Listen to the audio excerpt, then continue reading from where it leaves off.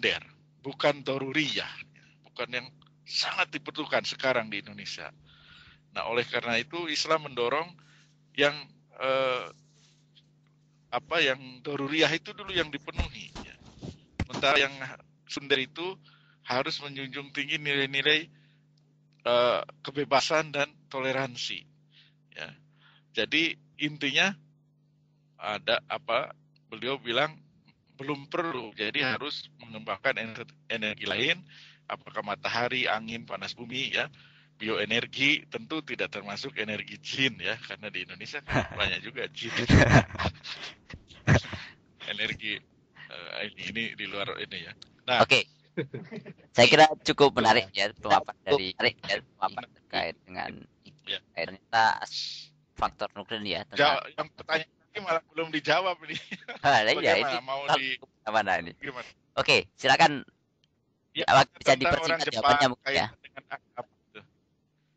Yang tentang orang Jepang kaitannya agama dan sebagainya itu, tentang sikapnya ya saya coba ini. Betul, saya sepakat dengan Mas Farid. Saya kira membawa agama dulu ke dalam konteks ini mungkin jangan dulu ya. Kalau bahasa Jepangnya kankenai gitu. Ya, karena orang Jepang seperti yang Farid bilang sebenarnya tidak beragama, tidak percaya Tuhan. Sebilang kami sama, Jepang yang mana kita tidak tahu.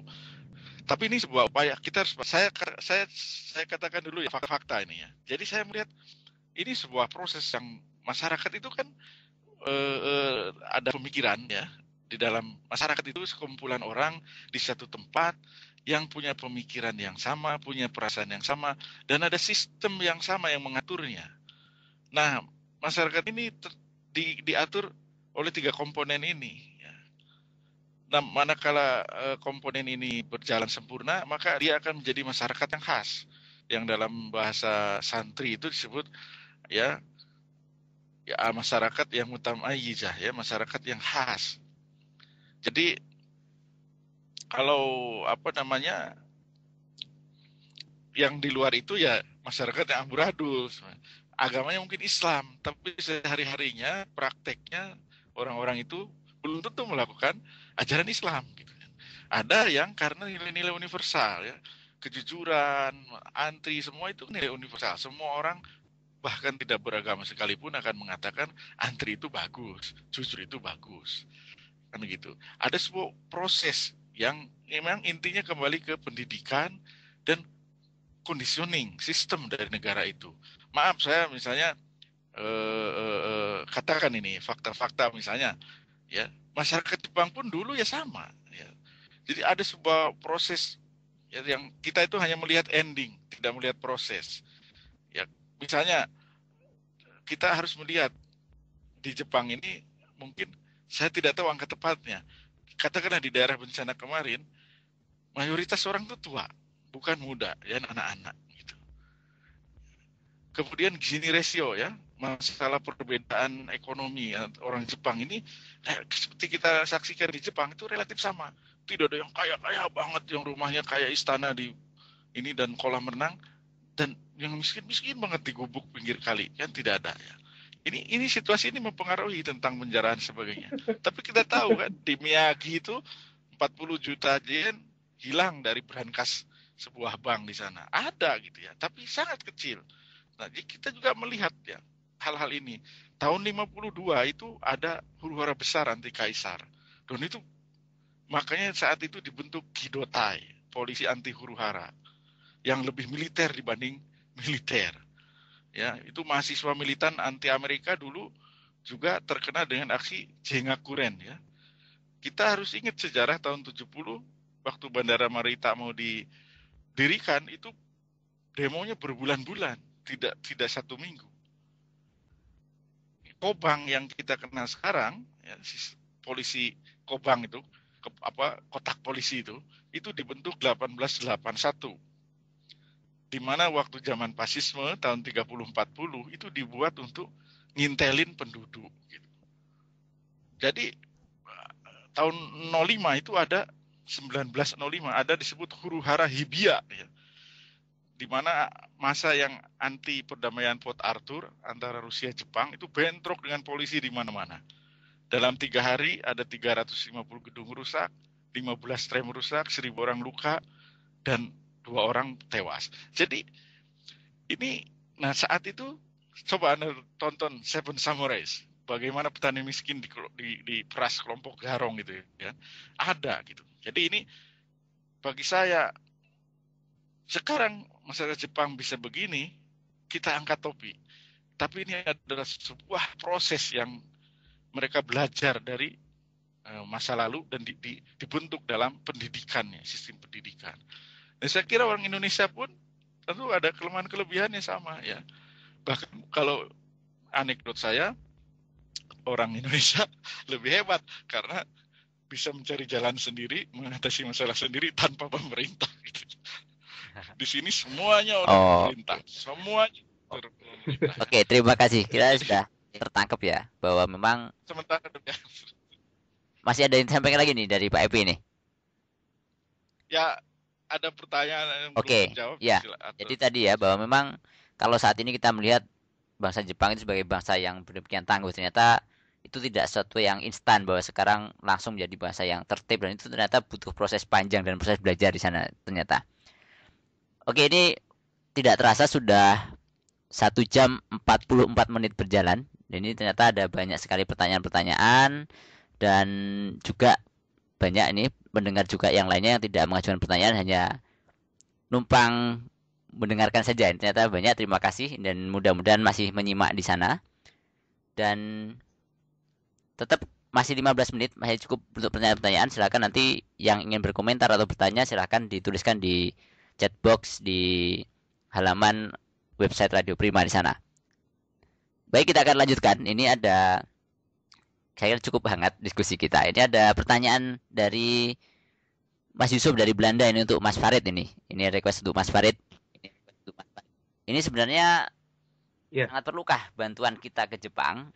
Apakah perekonomian Jepang ini akan turun atau mungkin ada berdampak pada ekonomi Jepang? Kalau kita lihat misalkan perkiraannya misalkan sampai 309 miliar dolar ya untuk kerugian yang ditanggung Jepang, seperti itu. Nanti kira-kira ke depannya dampaknya terhadap ekonomi Indonesia seperti apa, ekonomi Jepang seperti apa. Dan ini ada yang semacam ini ya, ada seolah kok kita itu menggarami air laut kalau kita memberi bantuan ke Jepang gitu.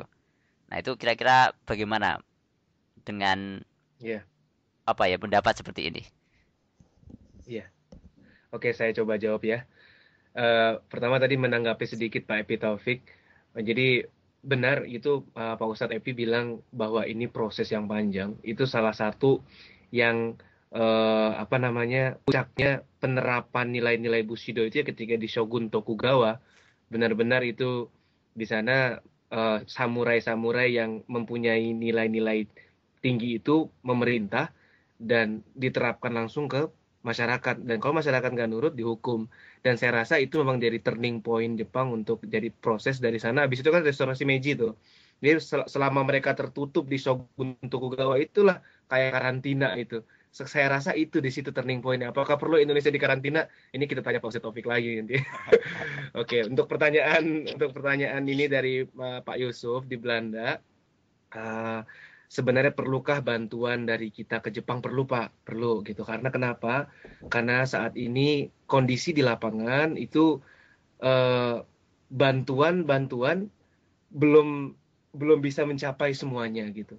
Artinya kalaupun bantuan itu sampai dan tidak digunakan, rasanya enggak, karena untuk pemulihan itu akan berlangsung lama seperti itu. Jadi kita pun di PPI Jepang terus menggalang bersama ketua PPI Jepangnya sekarang Mas Fitra Faisal itu terus memompa yang jadi saran kami adalah ketika mau menyalurkan, salurkanlah lewat Red Cross Jepang itu tadi gitu, karena mereka tahu harus di mana disalurkannya. Apakah aku akan menggami laut? Enggak gitu, karena coba kita lihat sekarang Red Cross Jepang seperti apa, dia sedang menggalang dana, itu artinya memang mereka lagi butuh dana gitu.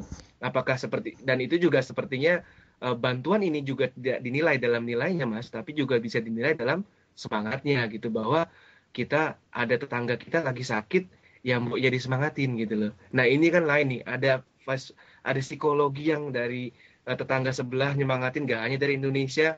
Pak Yusuf di Belanda bersama teman-teman di sana juga bisa masuk. Saya rasa akan sangat membantu pemulihan di sini, tidak secara dari materi saja gitu, tapi dari psikologinya. Kemudian apakah perekonomian Jepang akan turun? Betul, turun.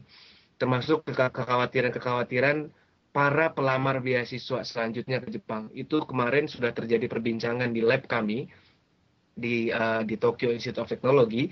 Itu sampai profesor saya mengatakan sepertinya beasiswa akan diturunkan. Tahun ini kita nggak tahu nih berapa yang akan masuk ke universitas kita gitu. Karena kemungkinan akan ada bentuk dana-dana itu akan dialihkan dulu ke pemulihan. Contohnya yang paling sangat dibutuhkan sekarang adalah bagaimana Jepang memecahkan masalah kebutuhan listriknya. Nah, ini pun dia harus butuh teknologi baru dengan cepat, di mana artinya harus riset dengan cepat.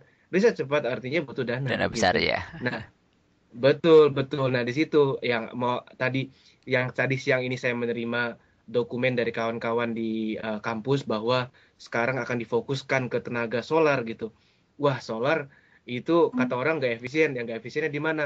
Masalahnya land-nya besar, teknologinya masuk kembangan, itu seperti itu, Pak. Jadi perekonomian Jepang akan turun, kemungkinan akan turun. Namun seperti apa turunnya itu bukan bidang saya untuk membahas gitu, Pak. Oke. Terima kasih. Iya. Iya. Dan juga kita juga melihat ini ya Mas Farid ya, pagi ini mungkin di tanah air juga ada gerakan ini acara Indonesia for Japan kalau nggak salah hari ini di depan Iya, kedutaan Jepang ya. Jadi sebagai bentuk support betul. kita secara mungkin tidak secara finansial tapi secara psikologis, secara mental kita memberikan support bahwa memang kita yang juga selama ini juga banyak sekali dibantu oleh Jepang mungkin begitu, dan juga mungkin bukan faktor itu saja tapi memang kita ingin memberikan support pada Jepang untuk segera bisa recovery dari kondisi saat ini gitu. Betul, Pak. Iya. Oke, ini masih Bahkan ada sekarang ya. di televisi Jepang itu sampai seperti kita dulu ketika tsunami, sedikit-sedikit ada menyemangati, habis gelap terbitlah terang. Seperti itu kira-kira, itu sekarang banyak sekali di TV. Jadi memang itu momen-momen yang sekarang ini orang lagi trauma, lagi shock, lagi butuh disemangati. Gitu kira-kira. Ya. Silakan Pak Selamat. Oke, terima kasih. Ini sudah mengantri lagi nih Pak Farid ini juga bukan untuk Pak Farid dan juga mungkin beberapa narasumber semuanya ini juga ada yang menarik di sini. Ada pertanyaan dari siapa ini? Mungkin dari salah satu pendengar kita. Ini di tengah pelajar Jepang itu apa motivasi para mahasiswa Indonesia di Jepang untuk memberikan bantuan? Itu apakah dorongan itu adalah dorongan kemanusiaan atau sebagai bentuk balas budi karena mungkin terutama misalkan pelajar-pelajar yang memang banyak juga yang mendapatkan memang kesempatan belajar Jepang itu dengan bantuan dari pemerintah Jepang, dan maka kira-kira saat ini saat yang tepat kita membalas budi bangsa Jepang yang memang sudah secara historis kita juga catat banyak sekali bantuan-bantuan dari Jepang kepada bangsa Indonesia begitu. Mungkin kira-kira motivasi apa yang dorong kita itu, apakah karena faktor kemanusiaan tanpa memperdulikan apapun itu, atau mungkin ada faktor ini rasa keinginan untuk balas budi itu gitu. Iya, saya udah tangkap, Pak. Oke. Benar, Pak. Jadi memang keduanya ada, Pak. Keduanya karena motivasi kemanusiaan ada, karena merasa balas budi ada, itu ada semua. Saya kalau mesti dijelaskan sedikit lagi, kenapa balas budi, itu karena sudah tinggal di sini 5 tahun, tentu sudah merasakan, sudah punya keluarga orang Jepang juga yang baik sama kita. Dia sekarang lagi kesulitan, misalnya ada kawan saya yang dulu kuliahnya di daerah Miyagi, punya homestay di sana, keluarga homestay sedang kesulitan, dia akan merasa terikat di sana. Akhirnya dia jadi merasa keluarga dia di Jepang. Nah, itu jadi momen balas budi. Namun kalau dikaitkan dengan beasiswa, serasanya sih enggak ya, Pak. Ya, karena mungkin Bapak Selamat juga ngerasa kalau di lab bagaimana ditekannya kita untuk menghasilkan penelitian, rasanya sih itu sudah cukup. Progres itu kan sudah sangat, ya memang itu di sana tanpa ada gempa pun sebenarnya kita